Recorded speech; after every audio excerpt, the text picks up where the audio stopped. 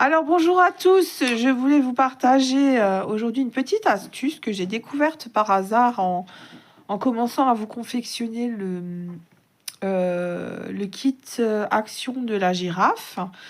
Donc même si c'est atténué, vous voyez que avec ma méthode pour fermer les rangs, on a tout de même une démarcation qui n'est pas très jolie.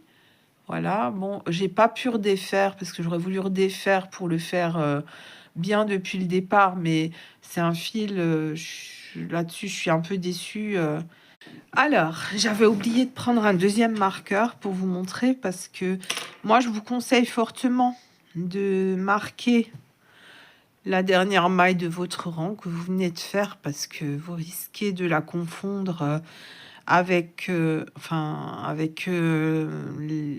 maille en l'air et la maille coulée qu'on va faire là.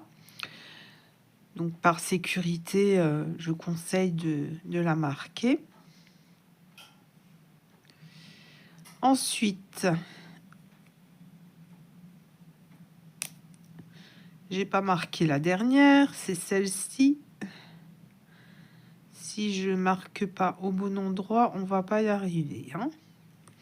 Voilà, donc la dernière maille du rang que je viens de faire, je la marque. Vous voyez. Ensuite,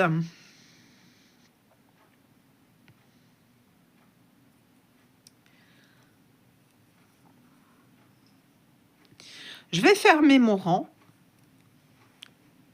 mais ce que je vais faire, je vais le fermer en faisant ma maille couler sur le brin arrière et non pas le brin avant comme d'habitude. Enfin, non pas en passant sous les deux brins comme d'habitude. Je vais le faire uniquement en passant sous le brin arrière.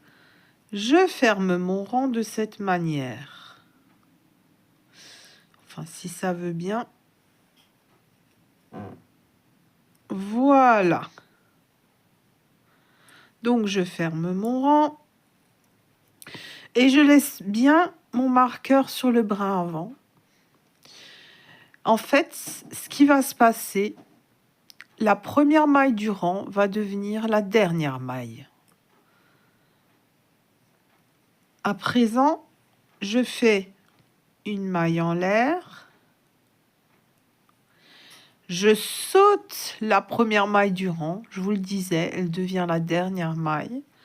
Et je viens faire ma première maille serrée dans la deuxième maille du rang.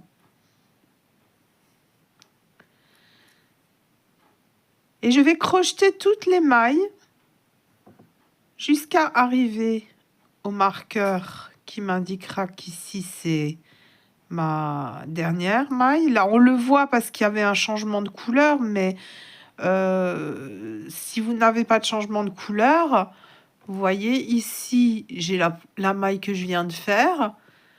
Là, on peut confondre, c'est la maille en l'air. Et là, c'est ma maille coulée.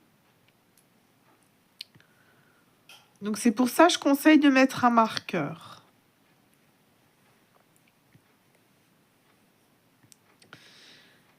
Donc, je vais crocheter tout au long du rang et je vous retrouve arrivé au marqueur.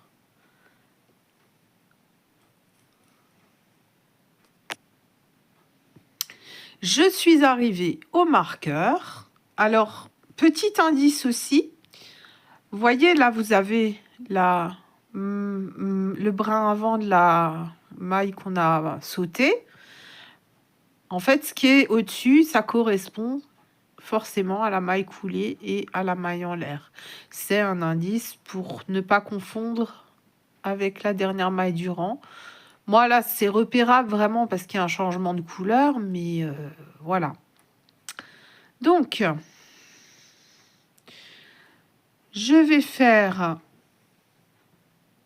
une maille serrée là où j'avais le marqueur. Je vais l'enlever. Et ensuite, ma dernière maille, je la fais dans le brin avant de la maille que j'ai sautée. Donc, c'était la première maille du rang. qui, je vous le disais, devient la dernière. Et c'est du coup sur elle que je vais mettre un marqueur pour repérer la dernière maille et ne pas la confondre avec la maille en l'air et la maille coulée. Et vous constaterez que finalement, là où on a fermé, on n'a pas de marque. Donc si on utilise des marqueurs pour bien se repérer, ne pas se tromper, c'est pas très compliqué une fois qu'on a l'habitude. Voilà. Encore une fois, je n'ai aucun mérite, j'ai découvert ça complètement par hasard. Et au final, voilà, je trouve que ça mérite d'être partagé. Merci de me laisser un petit pouce, un petit like si vous avez apprécié cette astuce. Et puis, n'hésitez pas à vous abonner, à partager. À bientôt.